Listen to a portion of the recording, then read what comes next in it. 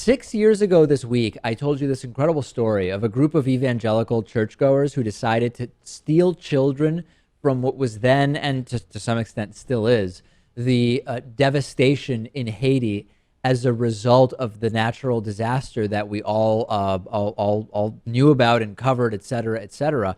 And the goal of this evangelical group was to take Catholic Haitians and convert them to be Baptists. And fortunately, some of these scammers, as I like to call them, were arrested before leaving the country with any kids.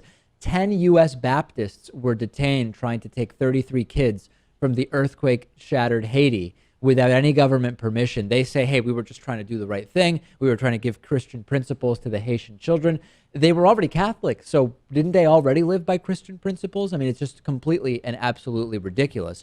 And in thinking back about this story now, Lewis, I am just fascinated with scams, and there seems to be no limit. I mean, is nothing sacred? You'll go to an earthquake-ravaged, poor country and take the opportunity in the chaos to steal children merely to proselytize. There seems to be no moral limit to how far people are willing to go, number one, for their extremist religious beliefs, and number two, to scam people. One way or another, I mean, this is a scam of sorts. Well, yeah, you asked if nothing is sacred, and when you get right down to it, in reality, no, nothing is actually sacred. What are your, but yeah, I know what you're saying, but what is your assessment, though, of someone who is willing to steal kids? I mean, it's hard to imagine something lower than stealing kids to prop up your particular brand of Christianity. I think they're so delusional that they think they're doing great work. They think they're doing God's work. And they're stealing a kid, and they're thinking, I'm saving the world. I'm going to proselytize. I'm going to save this child. The ends justify the means.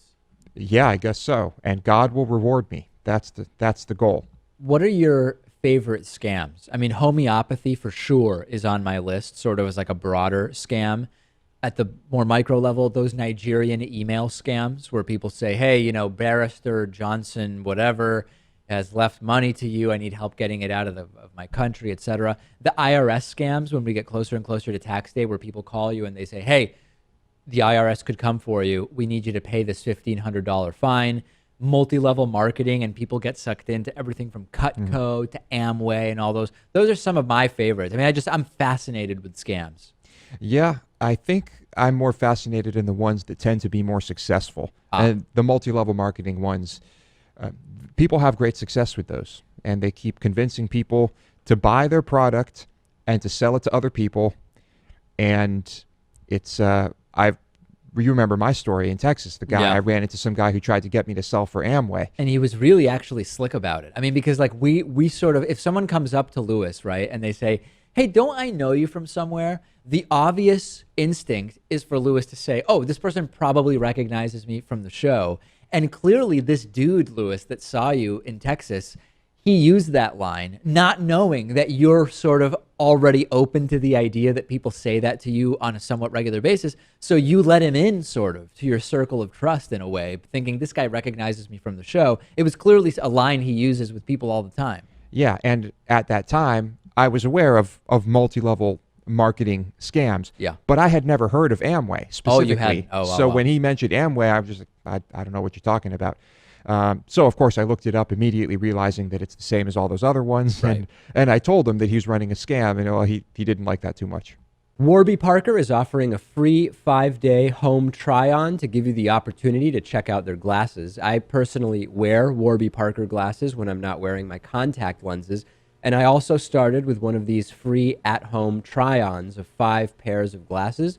You can get your free home try-on and support the David Pakman Show at warbyparkertrial.com/TDPS. I don't really like going into glasses stores and trying on glasses while the salesperson sort of hovers over me, and I like more than 30 seconds to actually figure out whether I like the glasses. So with the Warby Parker home try-on, I was able to pick 5 pairs that I liked, put them on in the comfort of my own home, pick the one I like the most, and then Warby Parker put my prescription lenses in there for me.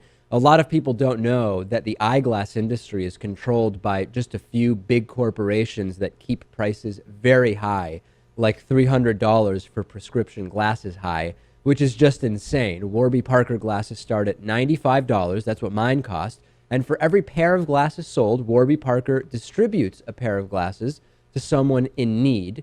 You can try 5 pairs and see what you like. Check out the at-home trial and support our show by going to warbyparker.com/TDPS. It costs nothing.